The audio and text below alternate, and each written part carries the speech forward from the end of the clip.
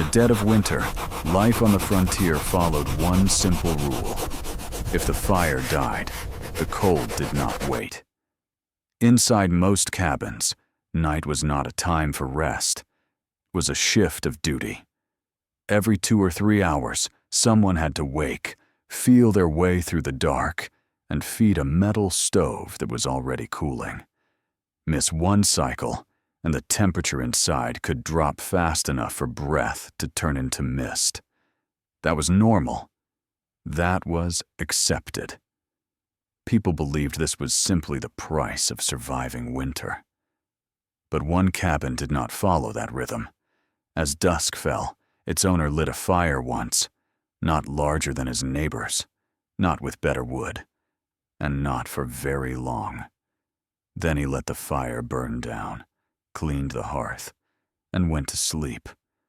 No extra logs stacked for midnight, no alarm, no anxiety. The neighbors thought he was reckless. Everyone knew what happened when a metal stove cooled. Iron released heat quickly and lost it just as fast. When the flames were gone, the cold always came back.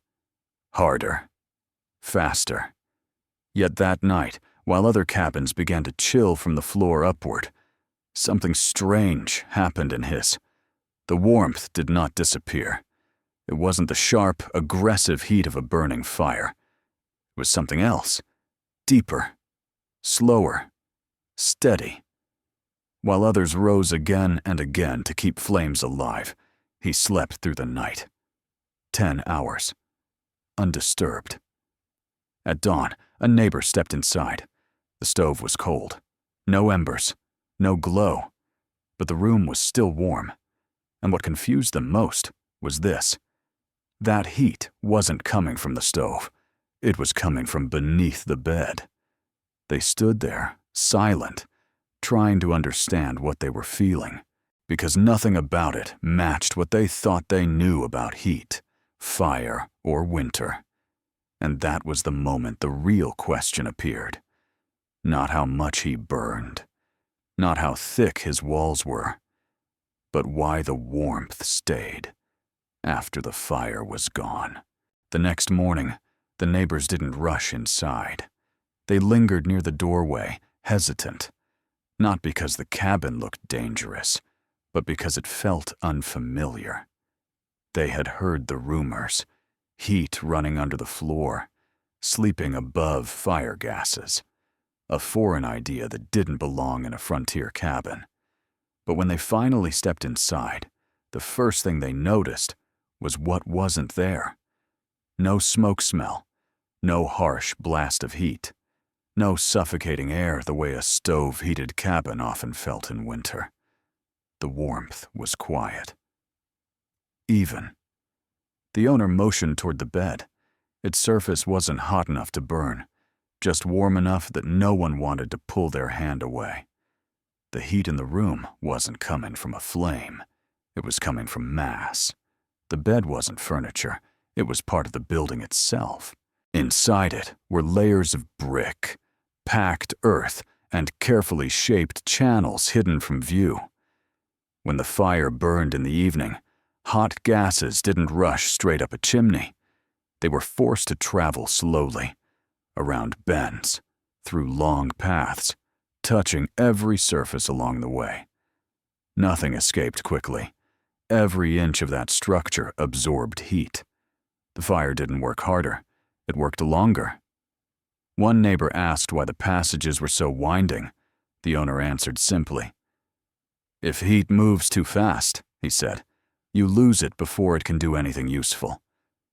That was the first moment they began to understand. A metal stove created heat, but had no memory. Once the fire died, it was finished. This was different. The bed acted like a reservoir. It absorbed warmth slowly, patiently, hour after hour. And once it was full, it released that heat back into the room just as slowly. No spikes, no crashes, just consistency. And because the warmth came from below, from the lowest part of the room, it rose naturally. No cold floors. No wasted heat trapped near the ceiling. That night, the neighbors didn't laugh. They went home uneasy because they realized something uncomfortable. All this time, they hadn't been losing heat because winter was cruel. They had been losing it because their designs let it escape. And this structure was built to do the opposite. But what they still didn't know, what none of them could see yet, was how brutally this difference would matter when winter stopped being ordinary. As winter deepened, the difference between the cabins stopped being subtle. In most homes, evenings followed the same pattern. The fire was built large. The stove glowed red. For a while, the room felt almost comfortable, but comfort never lasted. Metal heated fast, but it never held on. Once the flames weakened, the stove cooled almost immediately. And when that happened, the cold returned just as quickly. People felt it first at their feet, then along the walls, then in the air itself. By midnight, someone always woke, not because of noise, not because of fear, but because the room had gone cold again. They fed the fire, waited for the stove to recover, and lay back down knowing they would be up again before morning. This wasn't a failure of effort. It was a failure of design. The stove produced heat only while fuel was actively burning. The moment combustion stopped, so did the warmth. In the other cabin, nights felt different.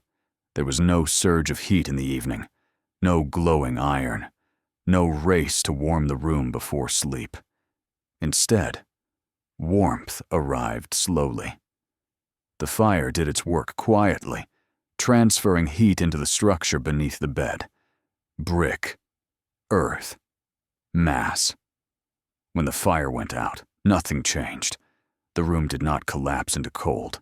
The temperature drifted downward so slowly it was barely noticeable. That was the difference. One system depended on constant fire. The other depended on stored energy. And where the heat came from mattered just as much as how it was made. In stove-heated cabins, warmth rose immediately to the ceiling. The hottest air collected where no one lived. The coldest air stayed near the floor, exactly where people slept. In the other cabin, the heat source was low. It radiated upward naturally, surrounding the body instead of escaping above it. The result wasn't just warmth, it was balance.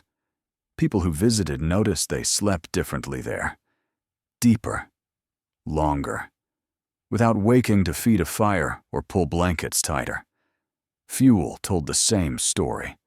While other families cut, hauled, and burned wood endlessly just to stay even, this system demanded far less.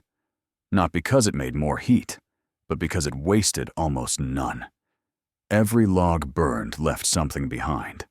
Not ash, not smoke, heat that stayed. By midwinter, the question was no longer whether the system worked. It clearly did. The question became harder.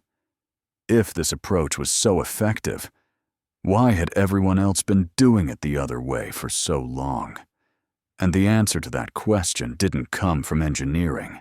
It came from history. As the weeks passed, the cabin stopped being an oddity. Not because people understood it completely, but because winter itself kept confirming the same result.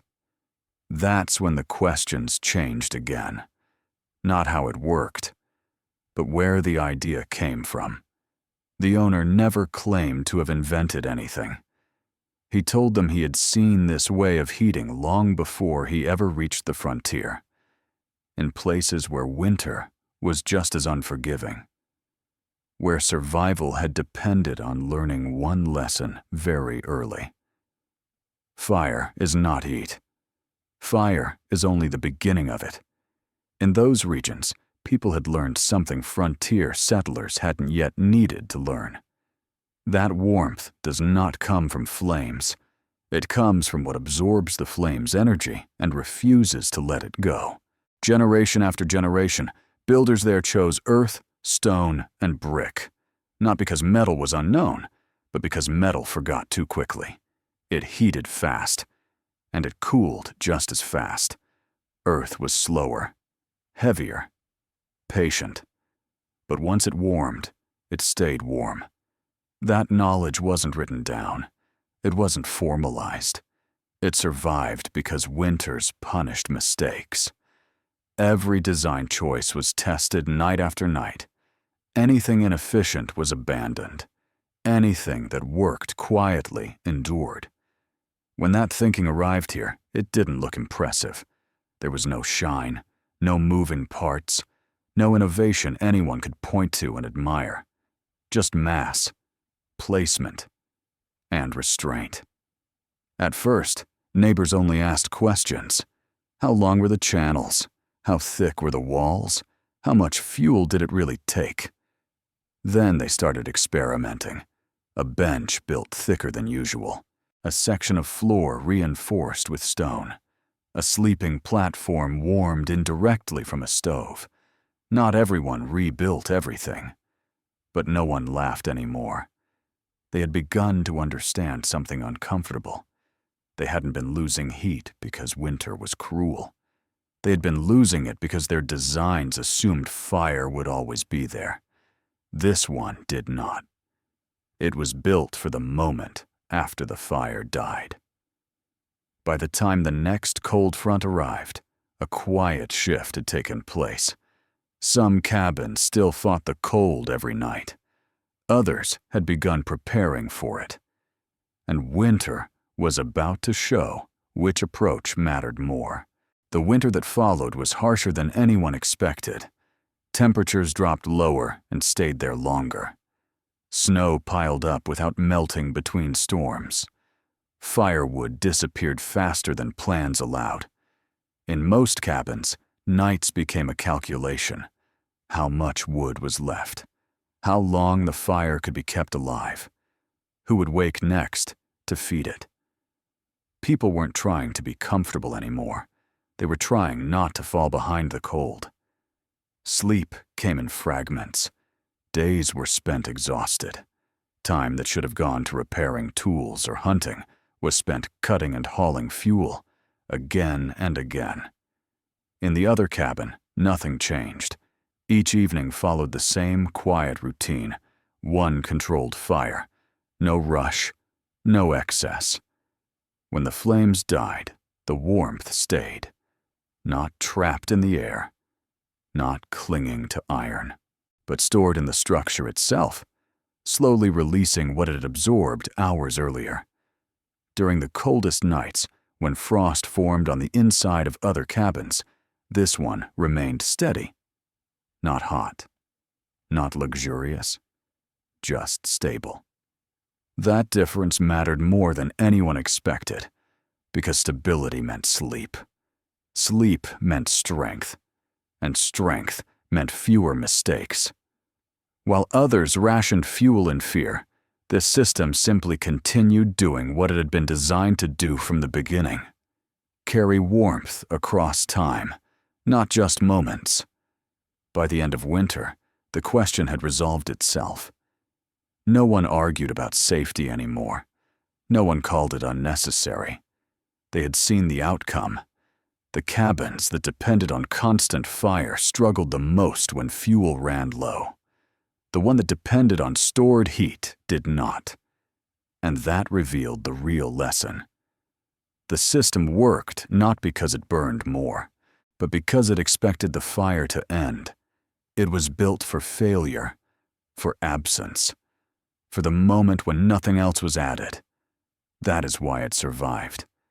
Not because it was clever, but because it was honest about winter. Long before modern stoves or insulation, someone had already learned this truth. Heat is most valuable after the flame is gone. The frontier cabin didn't invent that idea, it remembered it.